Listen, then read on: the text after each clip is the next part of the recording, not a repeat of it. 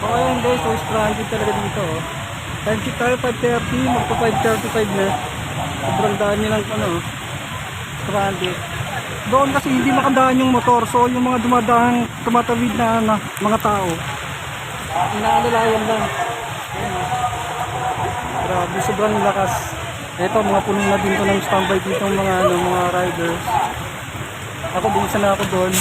Pero grabe yung lakas ng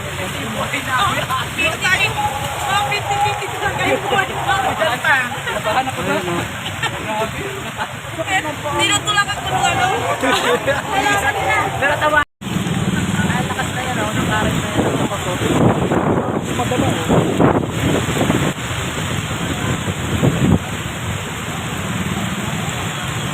Yan, at of the moment po. Yan na po ang status natin dito sa Santa Rosa. Oh, yan. May sa ditang newscaster. Hindi po makalusot yung mga motorista. Kaya sobrang dami. Ano po? Hinahanap mo na po tayo sa lahat na water. Grabe, sobrang lakas ng ahon ko.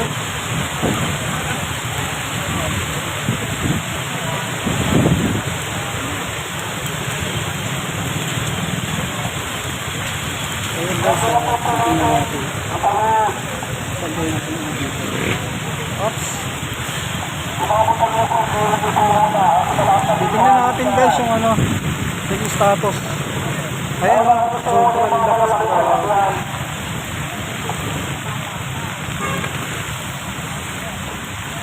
So ayan guys, Huwag na po kayo mag-isip sa mawis, yung mga motor po.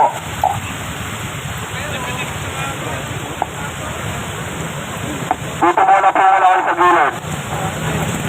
ayan guys, ganyan kalakas. Ano hindi talaga makadaan. Ayan.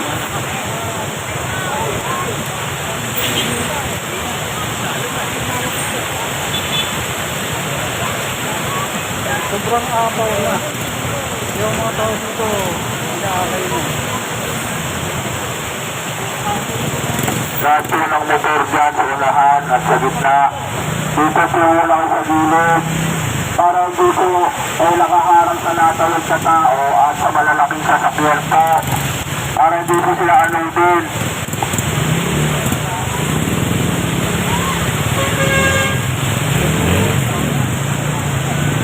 Maraming salamat po. Tapos ito yung papuntang sport home. Ayan, dito yung mga tao. Pinakagalayan. So ano yan, bahala ka na. Yung bayad yan. So ibig sabihin, yung mga motor, hindi natin alam kung may nakakadaan. Nakakay na lang talaga. Ayun o, may nakakay isang motor, dalawa. Sana kung mapagbigyan ng ano, tumila yung ulan para makatawid yung mga motor. Ayun, hindi ko lang kung tumirik pero siguro hindi lang na pina-start.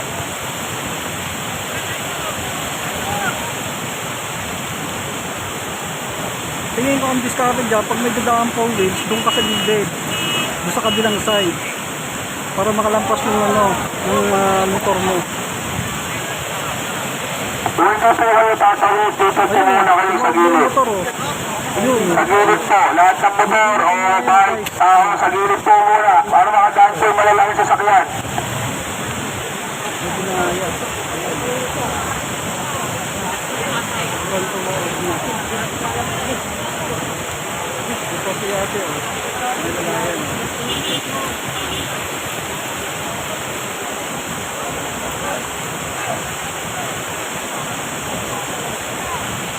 Tumba. Hindi lang kinaya yung 2.5 guys. Sinaanod na tumba. Ayan. Grabe, stranded. Hindi talaga kami nakalabas dito. Ayan.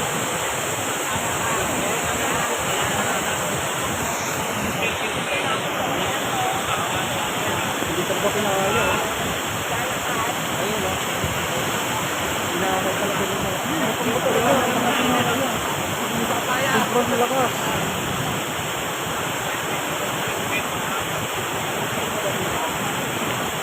Ito na lang ang isa. Ayun o. Abangan natin to. Nagpupumilit siyang tumawid pero tingnan natin. Lahat po ng motor dyan. Yun! Ang technique doon!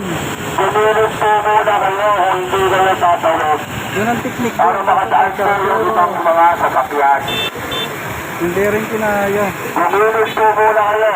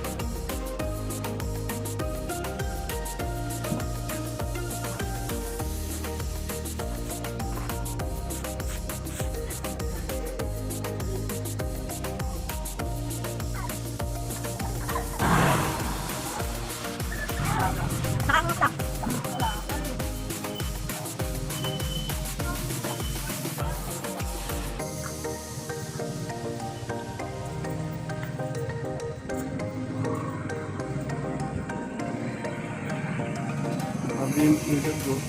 Ito yung ilog guys. So, ayan, sa kabila.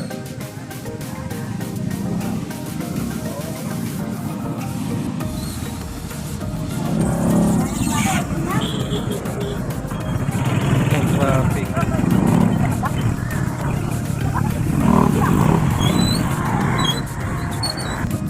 Kuya, magkano kalabasan? Ayan. Tara, sakay tayo. Ay,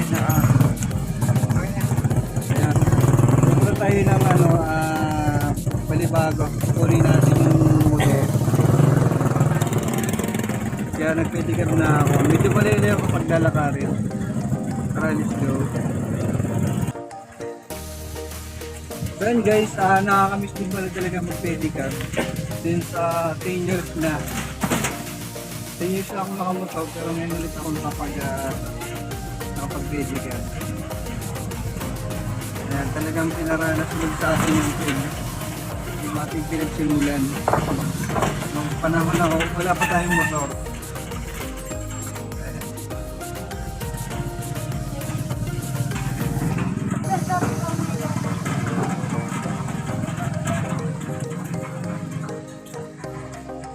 Pero kagabi guys, nung pauwi pa lang ako, grabe yung nangyari, no? Experience talaga. 5:30 na ako nag-out sa trabaho, pero nakauwi na ako almost alas 9 na ng gabi. Dahil sa sobrang taas na ng baha, sa aming gate, sa stoplight, sa malapit sa SM. Sobrang doon kami na-stranded yung mga motor, halos hindi talaga makadaan. Pero lang kung talagang may magtutulak o magtutulak ng mga tropa doon.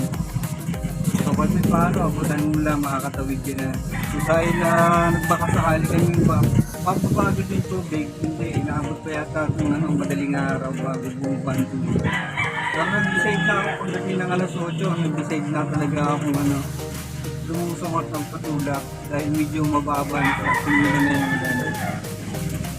Pero pagdating pa rin ng Balibago dito sa may Shell, sobrang taas ng tubig guys. Talagang kung gano'n kataas yung kuwan ko, gano'n din siya kataas yung tubig. Sobrang lakas pa. Nag-decide din akong iiwan yung motor sa Shell para makaiwas tayo sa pinakamalaking damage na magiging problema ng motor kapag ilusong natin dito sa taas ng baha talaga.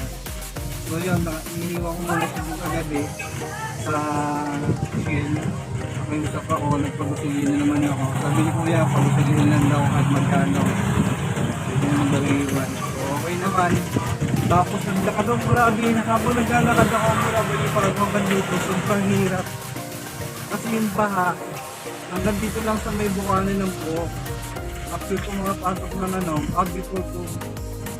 before sa looban ng buhok, walang kabaha-baha talaga. Grabe. Tapos lakad ulit ako hanggang makabot ako dito sa phase. Kuya, anong phase to? 5 na to, no? Phase 2 to. Yung pinagsakyan ko, phase 2 pa rin yun. So doon na nagsimula ulit yung baha papunta dun sa amin. Paglampas ko ng tulay, sobrang taas talaga ng tubig. Tapos lumusong na ako hanggang bewang. Marami ganun yun. Pag uwi ko ng bahay, sobrang nakalimutan ng mga gamit ko. Kaya nag-decide ako na stay lang muna doon, kumain, tapos nagpahinga. Kaya ngayong umaga, ayan, good morning. Panibagong araw, panibagong pag-asa. Saka natin muna yung motor. Tapos pag uwi natin, doon na tayo maglilinis ng bahay. Subukan natin makapaglinis ng bahay hanggang alas 8 para makapasok pa tayo ng trabaho. Ayun, dito na kami sa phase 2 pa rin to. Phase 3. Hindi na tayo gumagaan. Phase 3 na to guys. Ito yung talipa pa na. Ayun guys, malapit na yan.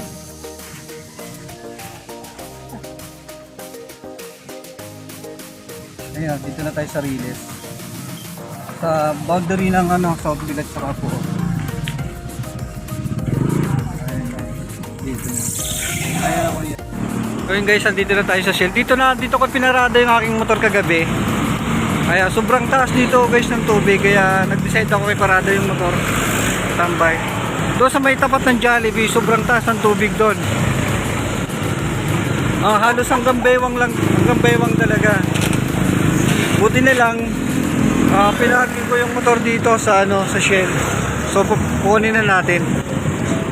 Ayan. Oy, gulo.